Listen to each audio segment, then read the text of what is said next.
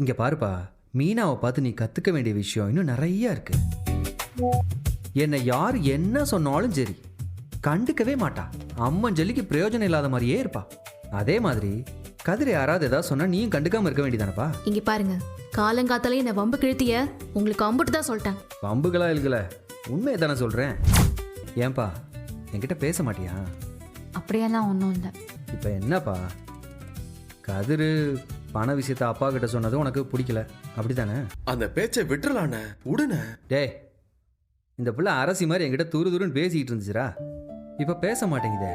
பேசி பைசல் பண்ணி தானே ஆகணும். இங்கே பார்ப்பா ராஜி, கதிர் மேலெல்லாம் எனக்கு எந்த கோபமே இல்லை. அப்பா கதிருக்கு பணம் கொடுத்ததோ இல்லை அந்த பணத்தை கதிர் அப்பாவுக்கு திரும்ப கொடுக்காம இருந்ததை பற்றியோ எனக்கு எந்த வருத்தமுமே இல்லை. அதை நான் மனசில் வச்சுக்கல. அதை பற்றி நான் பேசணுங்கிற எண்ணமும் எனக்கு இல்லைப்பா. ஆனால் அன்னைக்கு எனக்கு இருந்த கோபத்துக்கு ஏதோ வாய் தவறி வந்த வார்த்தைகள் தான்ப்பா அது. நான் பேசுனது தப்பு தான். இந்த கதிர்கிட்ட கூட சாரி கேட்டேன். உங்ககிட்ட சாரி கேட்குன்னா சொல்லு, கண்டிப்பாக கேட்குறேன். ஐயோ மாமா, நீங்கள் எதுக்கு சாரியெல்லாம் கேட்டுக்கிட்டு விடுங்க. தப்பு பண்ணியிருக்கேன்லப்பா, அப்போ சாரி கேட்டு தானே ஆகணும். ஆனால் ஒரு விஷயந்தான் ராஜி, நான் பேசின எந்த விஷயமே என் மனசுலேருந்து நான் பேசலை. நான் பேசின அடுத்த நிமிஷமே நான் பேசினதெல்லாம் தப்புன்னு நானே உணர்ந்துட்டேன்ப்பா. சாரிப்பா. பரவாயில்ல மாமா, உங்கள் தம்பியை பற்றி நீங்கள் பேசுனீங்க. உங்களுக்கு கதிர் மேலே உரிமை இருக்க தானே செய்யும். அந்த உரிமையில் நீங்கள் பேசும்போது நான் குறுக்க வந்திருக்க கூடாது. நான் கொஞ்சம் ஓவராகவும் பேசிட்டேன். அப்படி பேசியிருக்க கூடாது. சாரி மாமா. இப்போ எல்லாம் ஓகே தானே? ம், ஓகே தான். கோவம் எதுவும் இல்லைல்ல? ம், அதெல்லாம் ஒன்றும் இல்லை. உங்களுக்கும் என் மேலே வருத்தம் இல்லைல்ல? அதெல்லாம் ஒன்றும் இல்லைப்பா. அப்பாடா, ஒரு வழியா சமாதானம் ஆயிட்டீங்களா ரெண்டு பேரும்? டேய், சமாதானம் ஆகிற அளவுக்குலாம் ஒன்றுமே இல்லைடா. சின்ன மனஸ்தாபம், அப்படிதானப்பா? ம், அப்படிதான். அதை தாண்டி வேற ஒன்றும் இல்லை. பரவாயில்லையே, சண்டை போட்டாலும் உடனே சமாதானம் ஆயிட்டீங்களே, அது வரைக்கும் சந்தோஷம்தான். மா, கண்ணு வச்சிடாதம்மா. ஆமா, கண்ணு வைக்கிறாங்க போடி. நீ குடுறா. என்ன மாப்பிள, ஆமாம்மா. எதுக்கு வர சொன்ன? மாமா, எதுக்கு வர சொன்னா? என்ன மாமா, பேசுனதெல்லாம் மறந்துட்டியா? கார்த்திகேயனை பத்தி நம்ம விசாரிக்க வேண்டாமா? ஏப்பா, விசாரிக்க போகணும்னு தான் சொல்லிக்கிட்டு இருந்த. ஆனா இன்னைக்கு இப்பவே விசாரிக்கணும்னு நீ சொல்லவே இல்லையே. மாமா, நம்ம 2 பேட்சா பிரிச்சுக்கிறோம் மாமா. நீயும் நானும் ஒரு பேட்ச், கதிரும் செந்திலும் ஒரு பேட்ச். ஓ, அப்படி ஒரு பிளான். கொஞ்ச நேரம் நம்ம 2 பேரும் அந்த பையனை ஃபாலோ பண்றோம். அந்த பையன் யார் யார்கிட்டலாம் பேசுறானோ அவங்க கிட்ட அந்த பையனை பத்தி விசாரிக்கிறோம். அதே மாதிரி கதிரும் செந்திலும் கார்த்திகேயனை ஃபாலோ பண்ணுவாங்க, அவங்களும் விசாரிப்பாங்க. அடேங்கப்பா, இது பெரிய பிளானாலாம் இருக்கு. ஆமா மாமா, பெரிய பிளான் தான் மாமா. இதோ அந்த பையன் தான் வராம. இந்த பையனா? ஆமா, அவன் தான் மாமா. பார்க்க நல்லா தான்ப்பா இருக்கான். நம்ம அரசுக்கு ஏத்த பையனா இருப்பான் போலயே. ஆனா குணத்துல எப்படி இருப்பான்னு தெரியலையே. அதுக்கு தான் இப்ப ஃபாலோ பண்ண வந்திருக்கோம். வா, வந்து வழியில இரு. சீக்கிரம் கிளம்புப்பா, போயிட போறான். வா கார்த்தி. வணக்கண்ணே. வணக்கம் பா. சரி வரண்ணே. வாங்க. வணக்கண்ணே. வணக்கம். சொல்லுங்க. உனக்கண்ணே, என் பேர் சரவணன். சரி, என் பேர் பழனிவேல். சொல்லுங்க. அண்ணே, இப்போ ஒரு பையன் உங்ககிட்ட பேசிட்டு போனானே, அவனை பத்தி கொஞ்சம் விசாரிக்கலான்னு தான் வந்தோம். யாரு? கார்த்திகேயனை பத்தியா? ஆமாண்ணே. எதுக்காக கேக்குறீங்க? என்ன விஷயம் சொல்லுங்க. அவனை பத்தி என்ன விசாரிக்கணும்? அது வேற ஒன்றும் இல்லைண்ணே. அந்த பையனை எங்க வீட்டு பொண்ணுக்கு பார்க்கலான் இருக்கோம். அதான் பையன் எப்படின்னு விசாரிக்கலான்னு. நல்ல பையனை தான் பார்த்துருக்கீங்க. தங்கமான குணம். ரொம்ப வருஷமா எனக்கு தெரியும். ரொம்ப நல்ல பையன். எனக்கு ஒரு வகையில அவன் தூரத்து சொந்தக்கார பையன். நல்ல குடும்பம். தைரியமா நம்பி பொண்ணை கொடுக்கலாம். சரிங்கண்ணே, ரொம்ப நன்றி. வாங்க. நன்றிண்ணே. வரண்ணே. பரவாயில்லையே, நல்ல விதமா சொல்றாங்க. போலாம். வரண்ணே. நன்றி. வரண்ணே. சரி கார்த்திகேயன். வரண்ணே. சரிப்பா. வா வா வா, கையோட விசாரிக்கலாம். அண்ணே, வணக்கண்ணே. வாங்க. வணக்கம். இப்போ வந்து ஒரு தம்பி உங்ககிட்ட பேசிட்டு போனாரே, கார்த்தின்னு. அந்த பையனை பத்தி விசாரிக்கிறதுக்காக தான் வந்திருக்கோம். சொல்லுங்க. அந்த பையன் ஆள் எப்படி? நல்ல பையனா? உங்களுக்கு எப்படி அவனை தெரியும்? நம்ம கடையில் ஸ்வீட்டு, காய்கறி, பழம் எல்லாம் விற்கிறதுக்காக அந்த தம்பி தான் கொண்டு வந்து வைக்குது. நல்ல தம்பி. காரைக்குடியில் பல கடைகளில் அவரோட பொருள் தான் வியாபாரம் ஆகிட்டு இருக்கு. துடிப்பான பையன்ப்பா, நல்ல உழைப்பாளி. இவரும் நல்ல விதமாக தான் சொல்கிறாரு. சரி சரிண்ணே. ஓகேவா? சரிண்ணே, சந்தோஷம். நாங்கள் வரோண்ணே. வாங்க. கார்த்திகேயனோட அம்மா அப்பா ரொம்ப நல்ல மாதிரி. எல்லார்கிட்டயும் நல்லா பழகுவாங்க. யாருக்கிட்டையும் எந்த வம்பு தும்பு வச்சுக்க மாட்டாங்க. படித்த பசங்களாம் டவுனில் ஏதோ ஒரு கம்பெனியில் வேலை பார்க்குறாங்க. ஆனால் கார்த்திகேயன் அப்படி இல்லை, சுயமாக தொழில் தொடங்கணும்னு நினைக்கிறாப்புல. கொஞ்ச நாள் முன்னாடி தான் பிஸ்னஸ் ஆரம்பித்தான். காரைக்குடி முழுக்க ஆளுங்களை பிடிச்சி பிஸ்னஸை டெவலப் பண்ணிட்டான். இன்னும் கொஞ்சம் நாள்லயே சிவகங்கை, திருச்சி, மதுரைன்னு பிஸ்னஸை பெருசு பண்ணிடுவான். அவன்கிட்ட அதுக்கான திறமை நிறைய இருக்கு.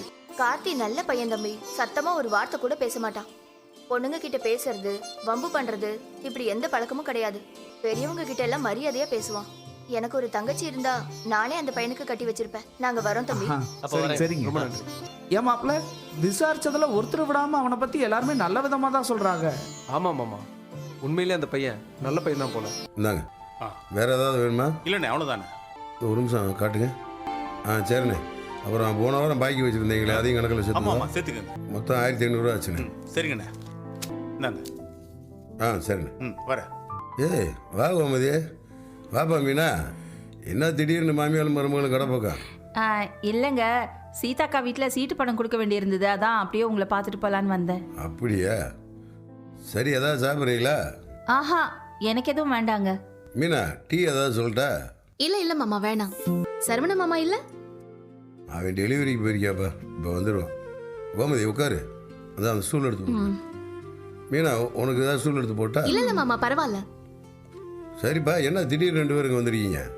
இல்லை, இவ தான் உங்ககிட்ட ஏதோ பேசணும்னு சொன்னா, அதான் அப்படியே பார்த்துட்டு போகலான்னு வந்தேன். பாண்டியனே, வாங்க. என்ன வேணும்? மாமா மாமா நீங்க உட்காருங்க, நான் பாத்துக்கிறேன். ஏ, எந்த பொருள் எங்கெங்க இருக்குன்னு உனக்கு என்னப்பா தெரியும்?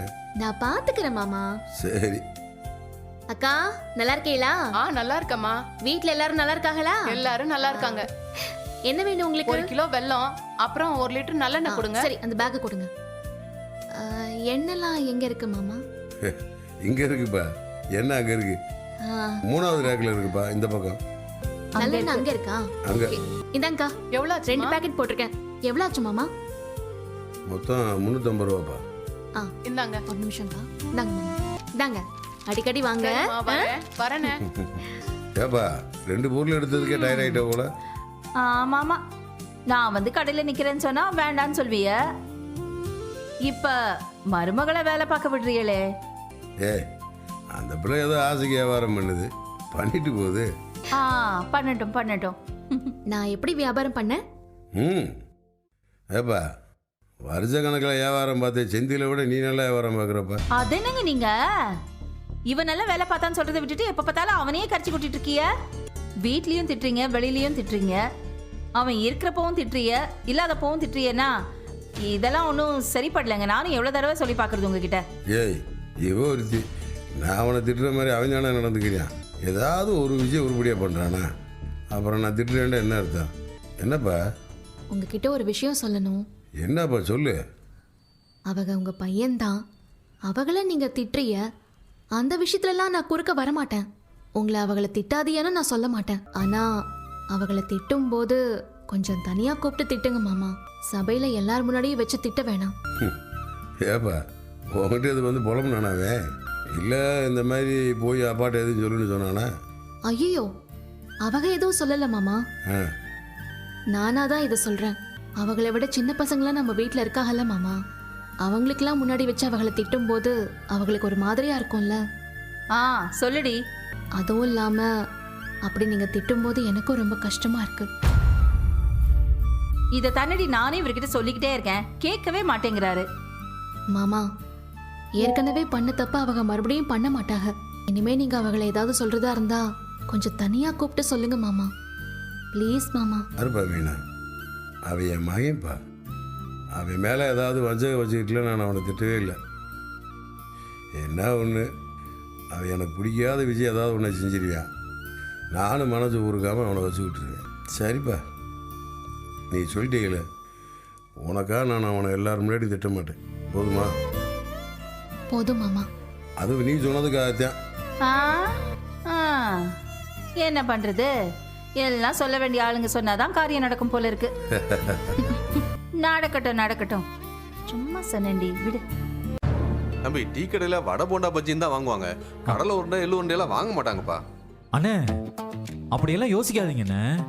நம்ம ஊர்ல காலையில பாத்தீங்கன்னா உங்களுக்கே தெரியும். இதோ பாருங்க, இந்த குளத்தை சுத்தி 50 பேரும் காலையில நடக்கிறாங்க, 50 பேரும் ரோட்ல கிரவுண்ட்ல நடக்கிறாங்க. இப்ப காலம் முன்ன மாதிரி இல்லைண்ணே, மாறிடுச்சு. நிறைய பேருக்கு அவங்க உடம்ப பத்தின அக்கறை வந்துருச்சு. அப்படி அக்கறை இருக்கிறவங்க கண்டிப்பா இந்த ஸ்வீட்லாம் வாங்குவாங்க. உன் பேச்சை கேட்டு வாங்கி வச்சு எல்லாம் வீணா போயிட்டு போகுதுப்பா. அதுக்கெல்லாம் வாய்ப்பே இல்லைண்ணே. நீங்க இப்ப எதுவும் பணம் கொடுக்க வேண்டாம். நான் கொடுக்குற தின்பண்டங்களை வாங்கி வியாபாரத்துக்கு வைங்க. நான் 4 நாள் கழிச்சு வரேன். வித்தா பணம் வாங்கிக்கிறேன், விற்கலைன்னா பொருள் எடுத்துக்கிறேன். சரிப்பா, இப்படி சொல்ற, கொடுத்துட்டு போ. ஓகேண்ணே. இந்தாங்க அண்ணே, முன்னாடி நல்லா தெரியற மாதிரி வைங்க. இந்தாங்க 4 பொருள் இருக்கு, அங்க முன்னாடியே வைங்க. அண்ணே அப்படி வைங்கண்ணே. அண்ணே இது என்னோட விசிட்டிங் கார்டு, அதுல என்னோட அலைபேசி எண் இருக்கு. ஏதாவதுன்னா கூப்பிடுங்க. சரிப்பா. சரி வரேண்ணே. வாங்க அண்ணே, முன்னாடியே வச்சிருங்க. சரிப்பா. வியாபாரத்தை முடிச்சிட்டாப்லையாண்ணே? அதெல்லாம் நல்லபடியா முடிச்சிட்டா அப்படி. ஆனா பேச்ச பத்தியாடா, தின்பண்டம் அலைபேசின்னு இந்த காலத்து பசங்க இப்படியா பேசிக்கிட்டு இருக்காங்க? எனக்கும் அதான டவுட்டா இருக்கு. என்னடா இங்க என்னடா பண்ணிட்டு இருக்கீங்க? இல்லைண்ணே, சும்மா தான் நிற்கிறோம், பேசிட்டு இருந்தோண்ணே. டேய் இங்கெல்லாம் நிக்க கூடாதுடா, நல்லா படிக்கணும், படிச்சு முன்னேறணும், பெரிய ஆளா வரணும்டா. என்னடா இவன் சின்ன பசங்களெல்லாம் பிடிச்சி அட்வைஸ் பண்ணிட்டு இருக்கான்? ஆமாடா, அவன் வயசுக்கு ஏத்த மாதிரியே பேச மாட்டேங்கிறானே, ஏதோ வயசான மாதிரில பேசிக்கிட்டு இருக்கியான். நாம உழைக்கணும் அறிவழகா, உழைக்காம உட்காந்துக்கிட்டு அடுத்தவங்களை குத்தம் சொல்றதுல என்ன அர்த்தம் இருக்கு சொல்லு? கஷ்டப்பட்டு உழைச்சா அதுக்கான பலன் கிடைக்காம இருக்கவே இருக்காது. நீ கவலைப்படாத, சாயங்காலம் உன்னை வந்து பார்க்குறேன், பார்த்து நான் உங்ககிட்ட பேசுறேன், சரியா? சரி நான் வைக்கிறேன். 25 வயசு மனுஷன் உடம்புக்குள்ள 65 வயசு ஆளு போன மாதிரி பேசிட்டு இருக்கான். அவன் பேச்செல்லாம் ஏதோ கிளவும் பேசுற மாதிரி இருக்கு. நல்ல பையன், உழைக்கிற பையன், நல்லா முன்னேறி வரணும்னு நினைக்கிற பையன், அதெல்லாம் சரிதான். ஆனா இவனை கல்யாணம் பண்ணிக்கிட்டா அரசிக்கு போர் அடிக்காம இருக்குமா? ஏன்னா எப்போ பாரு இயற்கை உணவு, இயற்கை விவசாயம், தின்பண்டம், அலைபேசின்னு பேசிக்கிட்டு இருந்தா அப்புறம் எப்படி இருக்கும்? பேசுனா கூட பரவாயில்ல, அரசிக்கு அட்வைஸா போட்டு தாக்கிக்கிட்டு இருந்தான்னா கஷ்டம்தான். என்ன பண்ணலாம் இப்போ? நம்ம கேட்ட விஷயத்தை எல்லாமே அப்பா கிட்ட சொல்லுவோம், அதுக்கு மேல அவர் என்ன முடிவு எடுக்கிறாரோ எடுக்கட்டும். நம்ம சொல்றத காதலே வாங்காம கூட அவர் முடிவெடுக்கலான்னு. அதுக்கு நிறைய வாய்ப்பு இருக்கு. அக்கா மீனா, வா வா வா. என்ன இந்த பக்கம்? சமைச்சிடுறேன், சாப்பிட்றியா? இல்ல இல்ல வேணாம், உங்களை பார்த்துட்டு போலாம் தான் வந்தேன். நந்தினி அக்காவை பாத்தியா? அவங்களையும் பார்த்தேன், அவங்க மாமியாரையும் பார்த்தேன். சரி இரு, வேற ஏதாவது சாப்பிடுறியா? இல்ல வேணாக்கா. வீட்ல எல்லாரும் எப்படி இருக்காங்க? நல்லா இருக்காங்கக்கா. என்ன சொல்றாங்க குட்டி பாப்பா?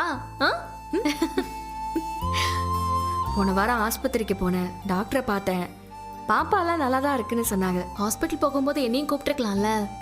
இல்ல மீனா, எதுக்கு தேவையில்லாம உன்னைய தொந்தரவு பண்ணிட்டு இருந்தா? பரவாயில்ல பரவாயில்ல, நீங்க ஹெல்தியா இருக்கீல்ல. ஓ எனக்கு என்ன, நான் நல்லா இருக்கேன். சரி நீ இப்ப நீ எங்க இருக்க? குவார்டர்ஸ்லயா வீட்லயா? இப்ப வீட்ல தான்க்கா இருக்கேன். மாமா இனிமே எங்களை கோட்டர்ஸ்க்கே போக வேணாம்னு சொல்லிட்டாரு. ஓஹோ, ஆமா ஆமா, உனக்குமே நம்ம வீட்டுல எல்லாரு கூடயும் இருக்கிறது தானே பிடிக்கும். ஆமாக்கா, எல்லாரும் ஒன்னா இருக்கிறதுல எனக்கு சந்தோஷம்தான். ஆமா, செந்தில் தம்பி வேலை விஷயத்த கேள்விப்பட்டேன், இப்ப எப்படி இருக்காரு? இருக்காக, ஆனா இந்த மாதிரி சஸ்பென்ஷன் வரைக்கும் போகும்லாம் அவங்க எதிர்பார்க்கல. கொஞ்சம் வருத்தமா தான் இருக்காக. திரும்ப வேலை கிடைச்சிரும்ல? கிடைக்கணும், அதான் நானும் நினைக்கிறேன். பார்க்கலாம். கவலைப்படாத மீனா, எல்லாம் கண்டிப்பா கிடைக்கும். வக்கீல் ஆபீஸ்ல இருந்து சொல்லுங்க சார். அடுத்த வாரம் கேஸ் ஹியரிங் இருக்கு. டேட் தெரியுமில்ல? ஞாபகம் இருக்கலாமா? ஞாபகம் இருக்கு சார், நான் வந்துடுறேன். தவறாம வந்துருமா, மறந்துடாதா? நிச்சயமா வந்துடுறேன் சார், கண்டிப்பா வந்துடுறேன். என்னாச்சுக்கா, ஏன் ஒரு மாதிரி ஆயிட்டிய? ஒன்றும் இல்லை மீனா. ஃபோன்ல யாரு? அந்த ஃபோன் வந்ததுக்கு அப்புறம் தான் உங்க ஃபேஸே மாறிடுச்சு. சொல்ல விருப்பம் இல்லைன்னா சொல்ல வேணாங்க்கா. ஐயோ, அப்படி விருப்பம் இல்லாமலாம் இல்லை, டக்குன்னு ஏதோ யோசனை. வக்கீல் ஆஃபீஸ்ல இருந்து என்னை கூப்பிட்டு இருந்தாங்க. அடுத்த வாரம் விவாகரத்து கேஸ் ஹியரிங் வருது கோர்ட்ல, அதை ஞாபகப்படுத்துறதுக்கு கூப்பிட்டு இருந்தாங்க.